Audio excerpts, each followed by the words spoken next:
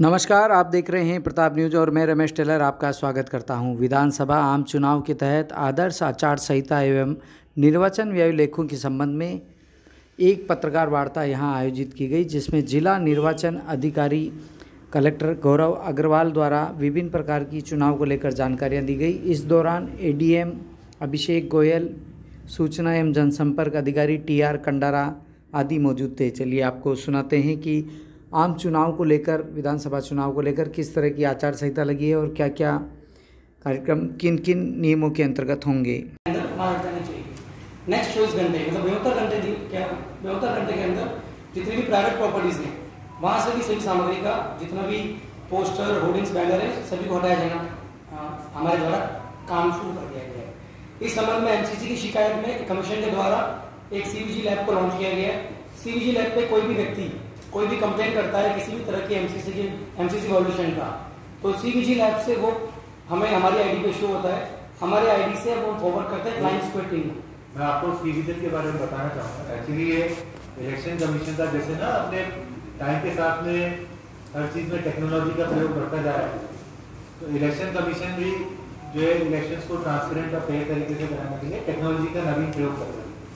तो आप सबके माध्यम से मैं जनसामान्य को भी बताना चाहूँगा कि इलेक्शन कमीशन की तरफ से बहुत ही शानदार ऐप आई है CVG लैब। तो ये जैसे आप देखें प्ले स्टोर या किसी से भी आप डाउनलोड कर सकते हैं, मैंने डाउनलोड करके रखी हुई है। ओके, तो इसमें आपके पास दो ऑप्शन है, या तो कोई भी सिटीजन इसको डाउनलोड करके बेसिकली जो ग्रीवांस है, कहीं आपको दिख रहा हो कि जो मॉडल कोड ऑफ कंडक्ट है उसका कहीं वायलेशन हो रहा है, या कहीं आपको दिख रहा हो कि कोई भड़काऊ भाषण कर रहा है, कहीं आपको दिख रहा हो कि कोई जो है लिकर या रिलीज इसका डिस्ट्रीब्यूशन वगैरह कर रहा है, तो कोई भी सिटीजन वही ऐप के माध्यम से उसका फोटो, वीडियो या ऑडियो खींच के रिपोर्टिंग कर सकता है। तो इसमें क्या है, सिटीजन के पास में दोनों ऑप्शन होते हैं। एक तो वो अपने मोबाइल नंबर के माध्यम से OTP के माध्यम से रजिस्टर करे, या दूसरा एनोनिमस कंप्लेन भी करे। यदि सिटीजन को लगता है कि भाई उसका नाम आएगा, मोबाइल नंबर आएगा, उसको किसी प्रकार का खतरा हो सकता है, वैसे तो कुछ नहीं होगा, फिर भी मान लो सिटीजन के मन में कोई संशय हो तो एनोनिमस कंप्लेन भी कर सकता है। तो फिर क्या होगा, मान लो जैसे मैं यहाँ कहीं हूँ मार्केट में, मेरे को दिख रहा है साहब किसी तरह का ये वायलेशन हो रहा है, तो मैंने तुरंत ये फोटो वाला दबाया। अब आप ये देख रहे हैं इस ऐप के अंदर मेरी लोकेशन जो है वो ट्रेस कर रहा है। फिर क्या होगा, लोकेशन के माध्यम लोकेशन मेरी आ जाएगी, मैं उसकी फोटो खींचूंगा, या कोई भड़काऊ भाषण दे रहा है तो उसका ऑडियो वीडियो वगैरह बना के मैं इस ऐप के माध्यम से सबमिट कर दूंगा।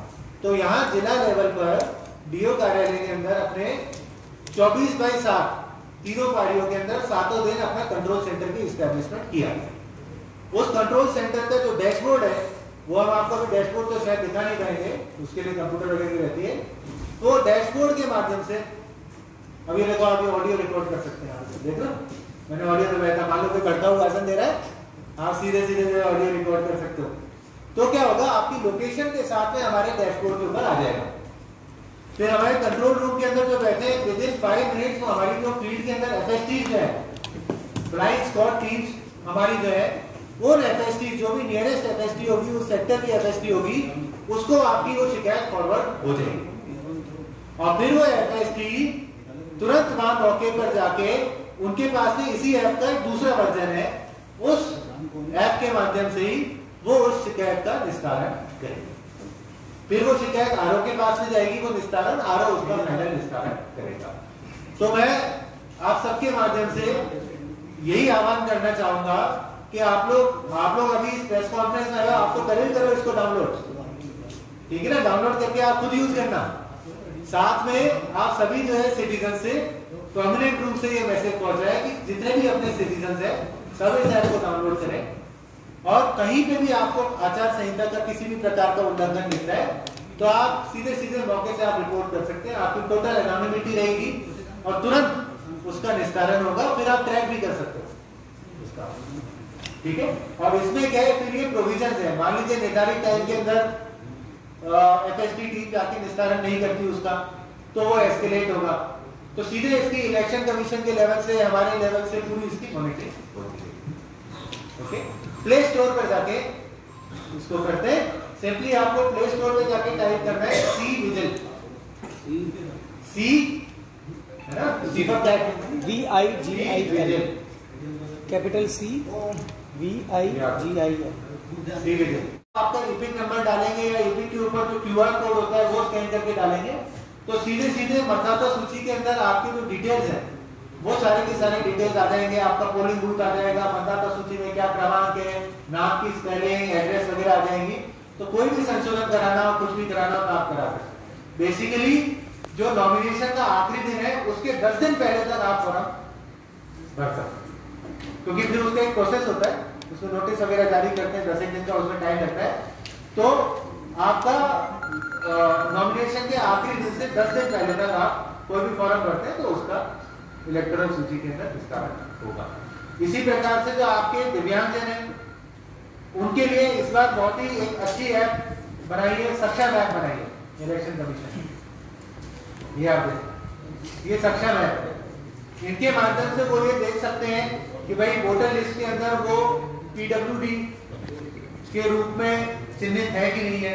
यदि चिन्हित है तो इस बार क्या इलेक्शन कमीशन ने आपकी जो 40% से अधिक दिव्यांग है जो कि आपके मतदाता केंद्र में जाने में असमर्थ रहते हैं या उन्हें बहुत अधिक दिक्कत रहती है, उनके लिए प्लस 80 साल से अधिक की उम्र के जो अपने सिटीजन्स हैं, वोटर्स हैं, उनके लिए इलेक्शन कमीशन ने वोट फ्रॉम होम घर जाके उनके पोलिंग का ये इस बार फैसिलिटी दी है।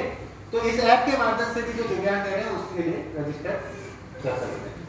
तो भी पॉलिटिकल रैली, पॉलिटिकल पार्टी को रैली या जुलूस के लिए परमिशन के लिए भी एक भारत निर्वाचन आयोग ने सुविधा पोर्टल लॉन्च किया है। सुविधा पोर्टल पे जिसको भी रैली की परमिशन चाहिए वो आवेदन करेगा। आवेदन के बाद संबंधित थानाधिकारी SHO की रिपोर्ट के आधार पर उस पोर्टल से ही ऑनलाइन परमिशन उस रैली की जारी की जा सकती है। उस पोर्टल की भी शुरुआत कल से हो चुकी है। जो व्हीकल्स जब एक्वायर किए जाएंगे तो व्हीकल्स वाले के अंदर डेफिनेटली हम मतलब जो भी इलेक्शन के लिए एब्सोल्युटली रिक्वायर्ड है सिर्फ उन्हीं को करेंगे। ऐसा नहीं कि जो अननेसेसरी बहुत ज्यादा व्हीकल्स एक्वायर करके कोई अपन अनावश्यक किसी को परेशान करें, ऐसा कुछ नहीं होगा।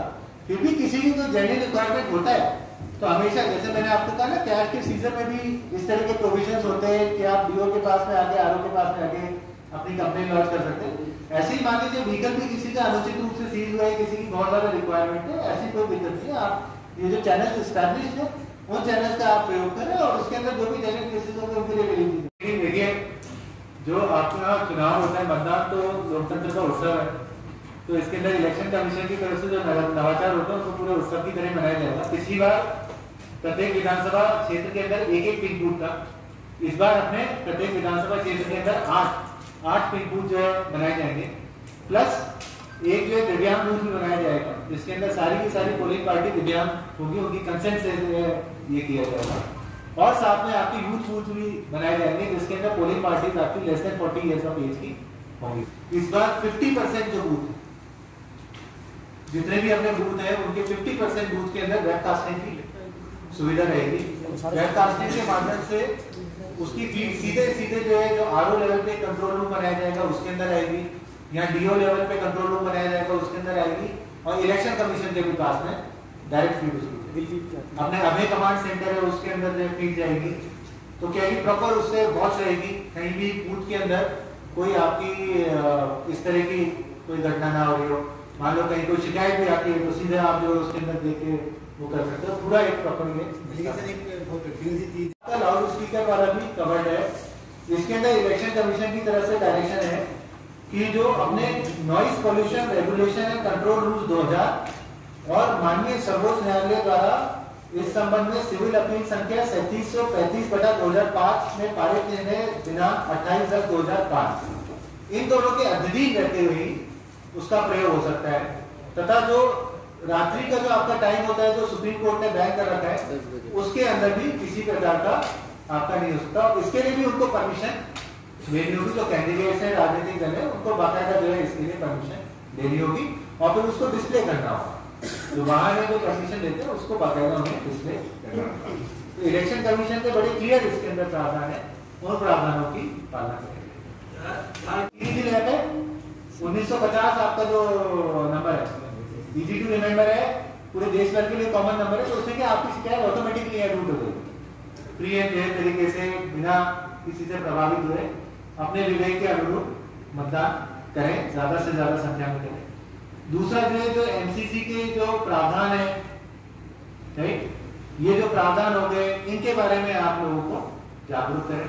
और तीसरा, इलेक्शन कमीशन की तरफ से इस बार जो नवाचार है, जो नई चीजें चालू हो रही है इलेक्शन प्रोसेस को और ट्रांसपेरेंट बनाने के लिए, उसके बारे में आप लोगों को सर एक और